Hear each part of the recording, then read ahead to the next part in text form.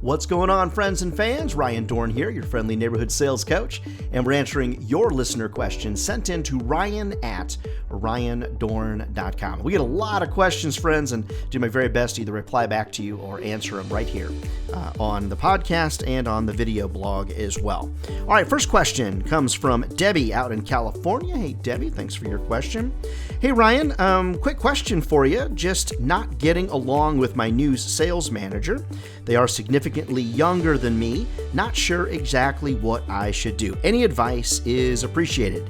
Debbie. So, Debbie, this is a pretty specific question, but I really chose it because I want to give you some thoughts from somebody that's been doing this a really long time and working with people older than me and working with people younger than me.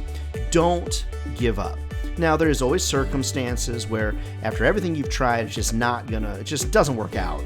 And then either you need to find something or they need to find something else. But don't give up. There have been so many circumstances in my sales career where I haven't got along with somebody and then we end up splitting and going different directions. Then I realize, gosh, why did I ever do that? Or we go different directions and then I end up being friends with that person, later on. So I truly believe one of the best things you can do is first ask yourself, are you putting considerable effort in trying to make this a great relationship? Are you really going out of your way to listen? Are you going out of your way to be really productive? Are you pushing back at things when you really should just try to be understanding and observing things? Just remember, somebody that's a new manager, they've got to prove to the person that hired them that they're doing a great job. And then part of it is they got to come in and just by nature of the beast, most people will come in and try to make a lot of changes. Now, if it was me, and for those of you that listen to the podcast, watch the videos and things like that, when I take on a new role, a new responsibility, I don't make that many changes. And it's what I refer to as being referred to me in my life as just recognize the 1-year rule. I don't make a whole lot of changes. But that doesn't seem like it's the case for most people. Most people feel like they've got something to prove. So just, Debbie, kind of put yourself in their seat or put yourself in their shoes and recognize that probably they're trying to prove something to somebody that hired them. And so you're getting kind of caught in the midst of that. Typically, things will almost always get better. Okay, other thoughts for you is sitting down with that person and say, don't say, hey, we're not getting along. Hey, I really want to have a great relationship with you here at work. I really want to be supportive of you. What can I do to really be supportive of you? What can I do to make your job easy? What can I do to make your life easier?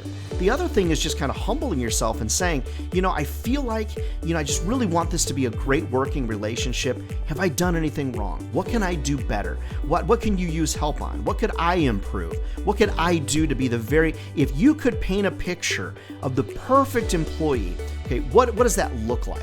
All right. Now, Debbie, let's say none of those things work. All of those fail or none of them are applicable.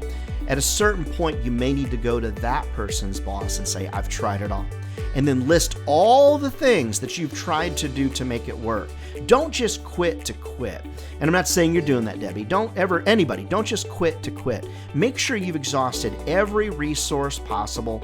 Don't lose your cool. But more than anything, just recognize that you're in sales.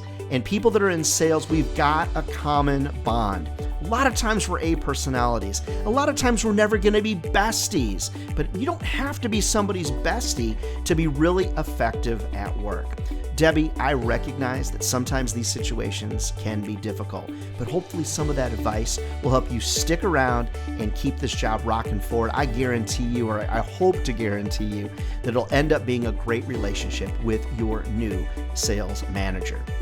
Friends, keep your questions coming. Love to answer them. Ryan@ryandohrn.com is the email address. Love to come to your office to speak at your national sales meeting and get people really pumped up. Never forget, friends, if this job was easy, everybody would be doing it, and they're not. We're the chosen few. These are great sales jobs. It's going to feed your family for a lifetime. All right, reach out to me on ryandohrn.com. Otherwise, we'll see you next week. Keep those questions coming.